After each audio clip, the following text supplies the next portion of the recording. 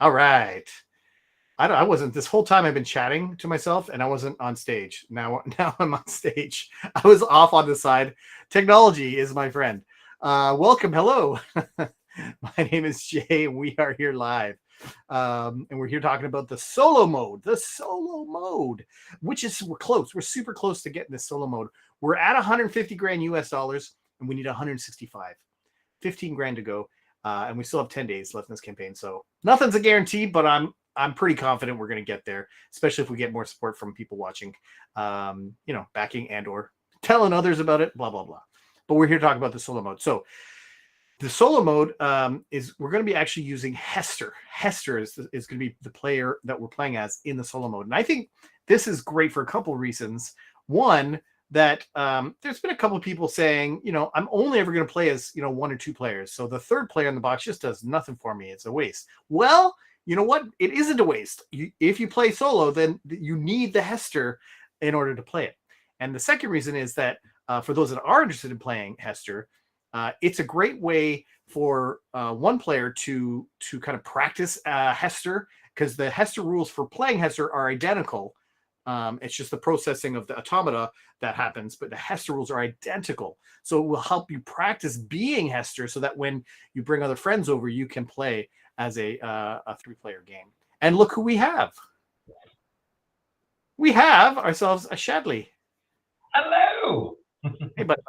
I was just telling them the benefits of having Hester as our solo player. And so I meant the two benefits. And that we're $15,000 away, US dollars away from unlocking it. There we go.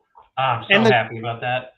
Mm-hmm. The big news unrelated to the solo mode of late is that we announced that we've upgraded our components in the Fairfolk expansion to deluxe component. They're wood components now, which is awesome because of backers like you who have commented like, hey, how come? Is there a way to make the deluxe? And I thought the box was too small, but we found a way. We have 3D printed all the pieces, and it fits. It fits in this tiny little box.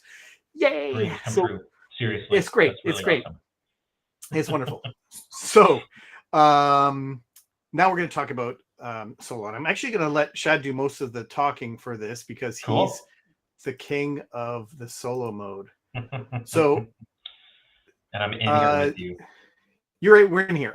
Okay, so I'll just introduce it, and then I'll let you take over. So this is the main game setup. We will be playing with red and blue Haint, so protectors and family, and you can choose any ledge you want to play as. There's no asymmetry from these players during the solo mode, so it doesn't matter which. We just need a legend for Hester to eat. She needs to eat somebody. And then this is her player board. She's got her player cards up here.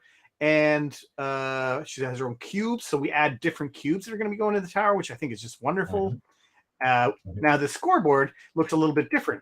That's because this is going to have a little puzzle piece right here. So this section, the top section, is going to flip over. And on the other side is the mason jars. And then this side is this solo board.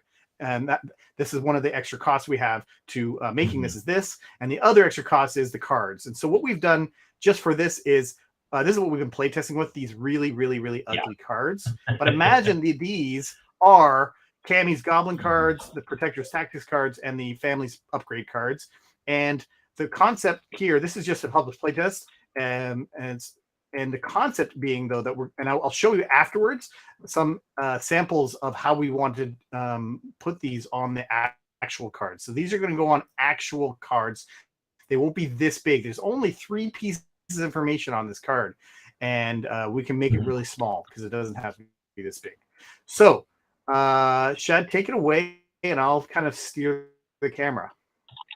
Okay, if you'd like. I mean, I would share my screen if you wanted. No, go for it. I'll let you. You'll steal? Okay, I love it. I'm seeing. Hi, Mark. Thank you so much for joining us. That's awesome. All right. Oh, great. So, so the solo. So basically, the first rule of solo that you need to know is if there are no objectives for what we call the automata for the family and the protectors, we need to place them. So yes, place the building and townsfolk, and you do that anytime you go to draw a solo card, which is the first thing you do after Hester's turn. And at the very beginning of the game. So the other thing, when there isn't one. And the other thing I should have mentioned is you pick your difficulty. So there are 3 levels of difficulty. Oh yes. That's right. And the difference. Let's talk about these cards. I'm gonna the deck. So as we said, the family cards and protector cards. This is a terrible art that we have. So ignore the art. That's not the point.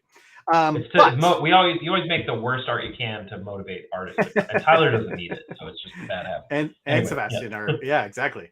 And so and Sebastian, these numbers on here, ignore this one for 1 second. These numbers refer to a space on the board. So we've replicated the board here. So this number 1 right here is that hex right there. So you can see how, and there's the brambles in the middle, and there's the brambles. And so the concept being is, if you can see those blue colors right there, 26, 1831, 1831. So you can see they're all within that blue. And same with the red. The red are all going to be on the outside, and the purple are going to be on that middle ring.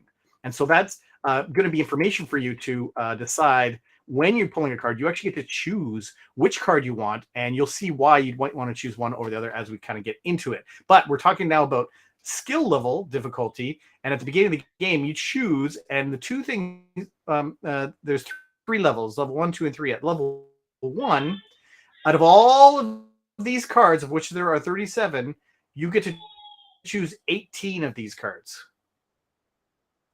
And so Shad's going to go do that now. So choose 18 of these, all of these cards. And now you don't choose them face up. You don't choose Shad. You were just showing them to.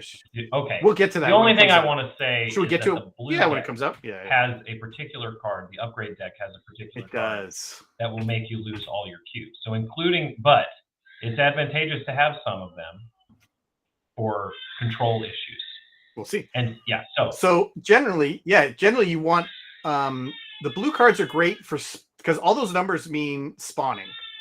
Right. So you're going to be spawning on close, and that's going to be great as Hester because you have less get them in the middle, get them close. But you also need maybe some reds because it's also how we bring out our townsfolk and our buildings, and you don't want them in the middle. You want them around the outside, and you'll find out why in a minute. And then it's a purple. So Shad, choose how many you want, and we'll go to 18. We'll play easy level. We're not going to finish. We'll just kind of set it up. Yes. I'll do 6. Whoops. I did that totally wrong. Anyway, okay. And I don't know. Here, we'll shuffle and I'll draw again. Okay. Because that way I don't see them. Okay. Yeah. And so we're going to be playing against 2 things.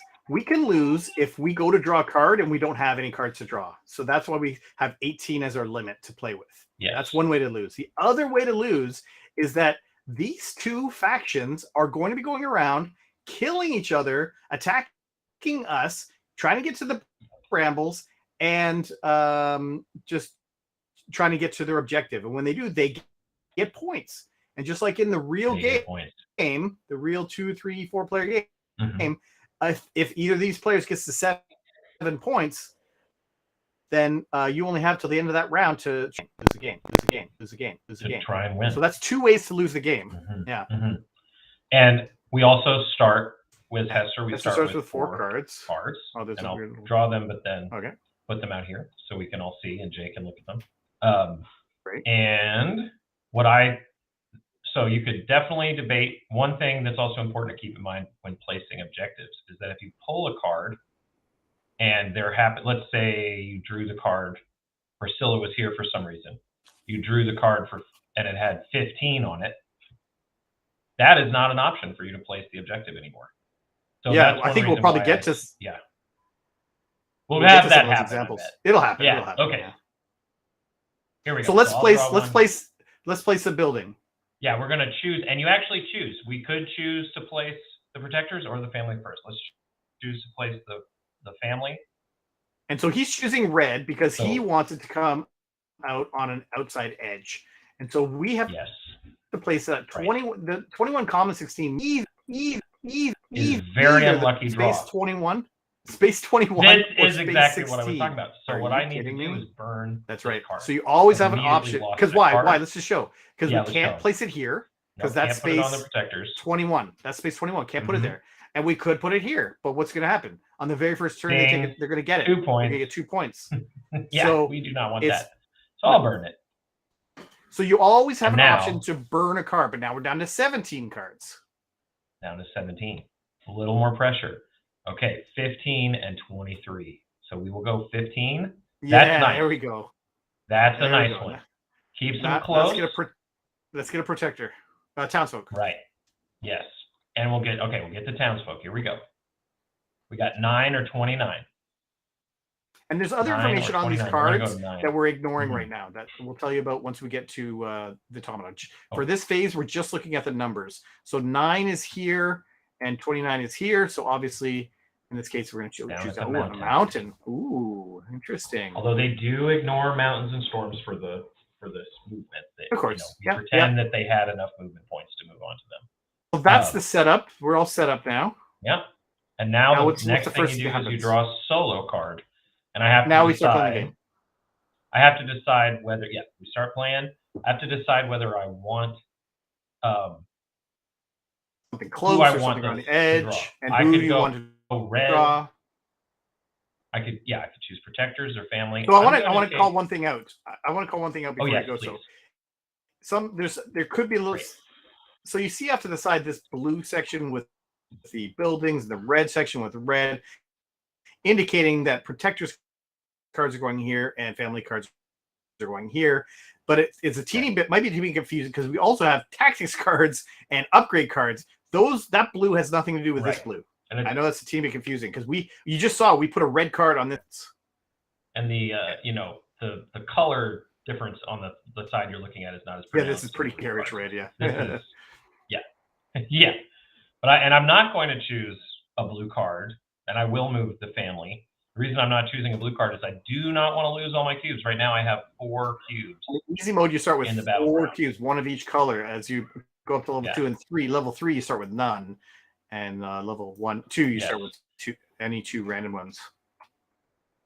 So on level 3, I probably would choose the blue card on the first, perhaps. Depending. There's a special card in there that can cause you to lose all your cubes. All right, so you take a purple. And when you draw a card, you have to choose the side before you flip it. So he's choosing blue. And we've got 35 or 36. Well, no, hold on. This has a few different things first. First, we have to look at this. So this art, we used to have a little 3 hexagon thing here.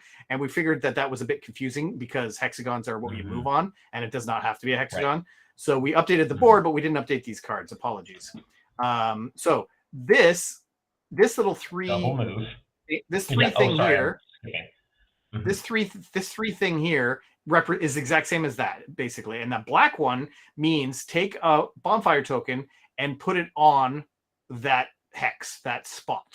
Okay. And that means 2 things. Yeah. One, that is where we're going to start processing our automata, and we're going to go clockwise. And it also means that thing that we put it on is doubled. So this means movement. A triple arrow means not just movement. It means we're going to move blue's units. And we're going to ignore any cost for mountains if that were to exist, or storms if we were moving the protectors. So that's the first thing we're going to do is remove. And because we have this, it means we're moving twice. So right now it's very easy because they're all in the same hex. But if they're all on different hexes, you move every single unit and they're all moving 1 hex closer to their objective. So Chad has a choice now to move either here or here. And because they'll be moving twice, so 1. I'm going to move them here.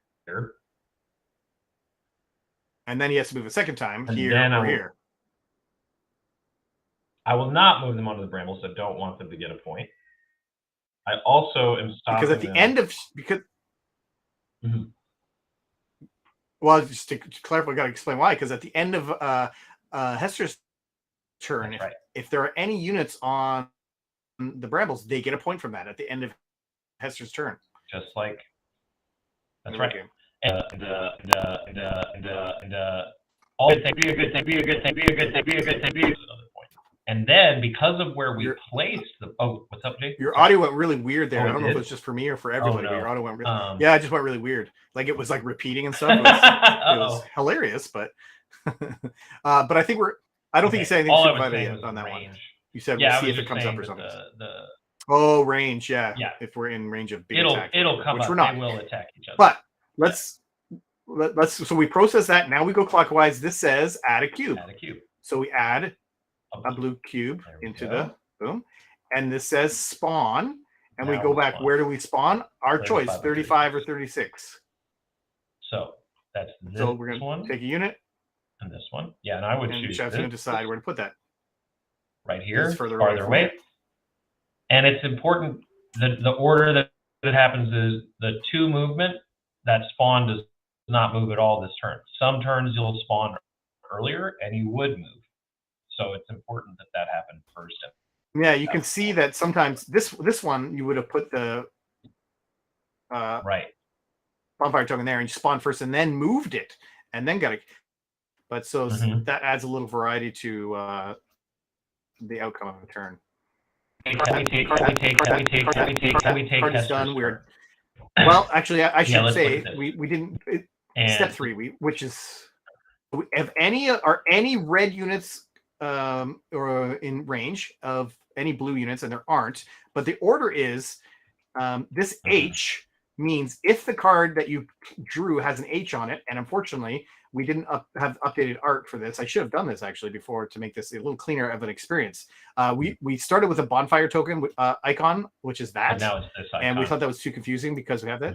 So now we're changing to an H. So imagine all the bonfire icons on these cards are H's, and so basically it says if there is an H icon on your card, then the order is you will attack Hester if Hester is in range. If Hester's not in range or Hester isn't on the board, then you're going to attack a bonfire if a bonfire is in range. And then regardless, even if you don't have an H, you're going to attack the other faction if they're in range. So that's the order of operations. And right now, nobody's in range, so it's a pretty easy turn. We go down to Hester's turn. Hester's turn. Okay. Now we play Hester's turn exactly like the real game. So Chad's going to take a minute to read his card so he knows...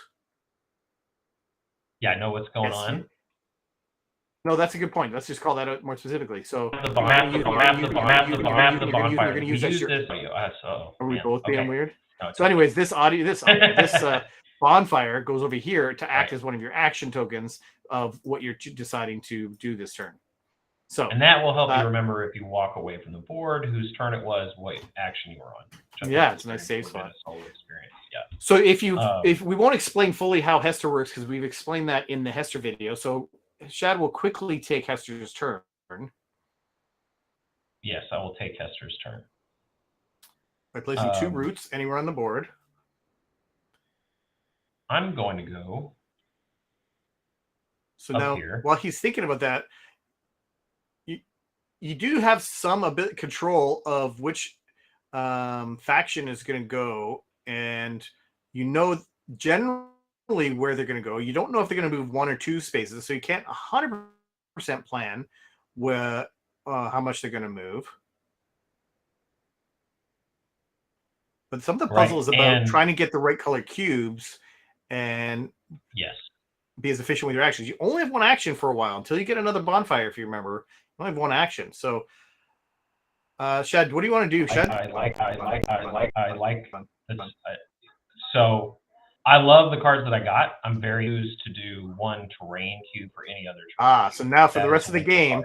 So the cool thing about Hester, if you didn't see, is that it costs an action to play a card, but it now is forever. Every single turn, he can activate that for free, including this turn if he wants. You can change one of those. Like if you want another brown token, if you think, or unless you think red's going to move next, depends what you want. I'm planning on moving red next, and I believe they'll either be on green or teal.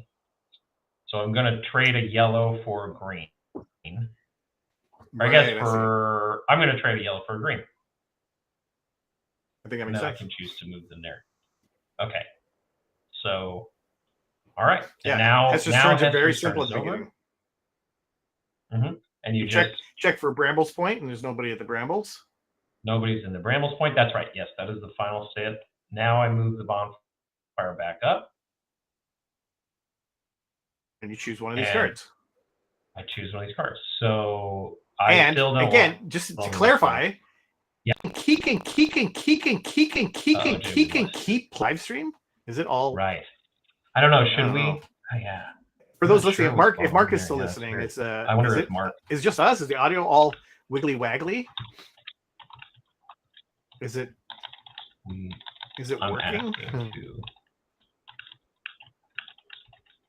Were you getting that before I came in? I wonder if I should drop out and come back. No, I don't think so. Okay. Anyways, okay, so it's intermittent. Yeah, so intermittent. So I just wanted to say that. So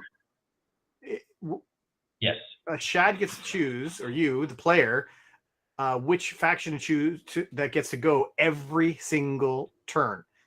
So you could have blue family take multiple turns in a row if you wanted to, but obviously they're just going to get more points potentially. So it's another interesting decision of generally you want to go back and forth, but it sometimes might not be advantageous to do so. Yeah, Mark says the audio does keep repeating. Darn. Yeah, it's so weird. Oh, that's so weird. Okay. Okay. Oh, hey. I know that Ghost Mercenary. I know who that is. Sorry. he did a demo with me. Oh, nice. Yeah, here and there. Okay. All right. So I will not choose my red. You see, I only have 3 left. I want to save those for objectives. How do I? And I will choose another goblin card. Okay. So we've got a 2 or 3. Well, hold on. And I chose to go onto red. I chose to go onto the red, as I said I would. So first week.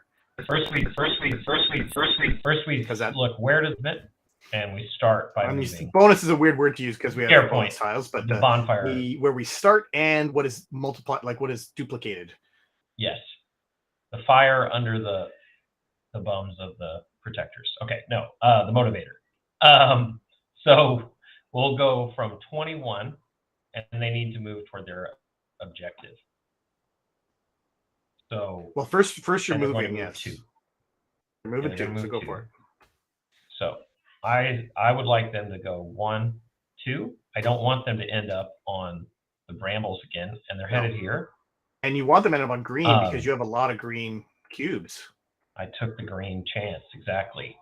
But they are, so now, if we go back, we don't have a bonfire and Hester is not out, and the card has no Hester symbol. We add a cube. Hold on. We got add a cube, and now we got to spawn. Yes. So, and then we spawn on 2 or 3. 2 or 3 is way up here. Ooh, this is interesting because there is skipping around too quickly. I'll go here. Oh, this is nice.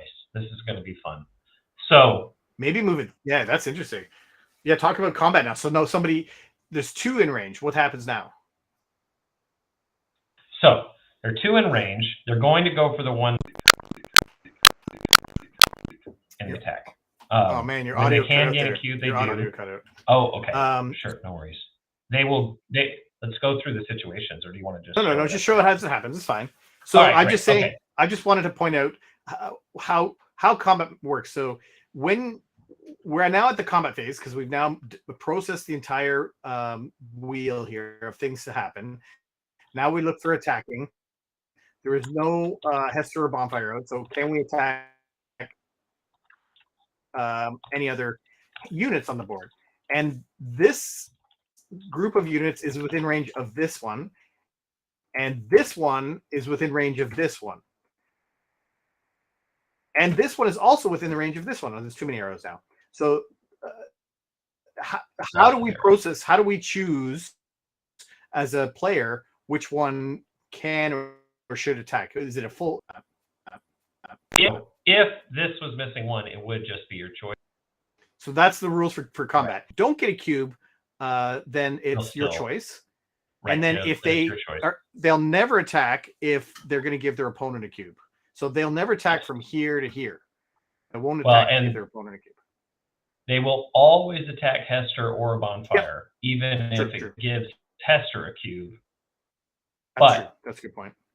that is the only, that's mostly to keep Hester on their toes. So they will be attacking from here to here. And they will gain a cube. So I want to make sure that's clean because with the audio picking up and stuff like that, it made it seem like it was super complicated. But the simple thing about combat is Hester, when there's no Hester, no bonfire, it's super easy. You look at it'll cut out now. Near. And if you're this player from here to here, did I cut out on that? Did my audio cut out on that? Yeah. I'll stop the broadcast and I'm going to restart the broadcast. Okay, but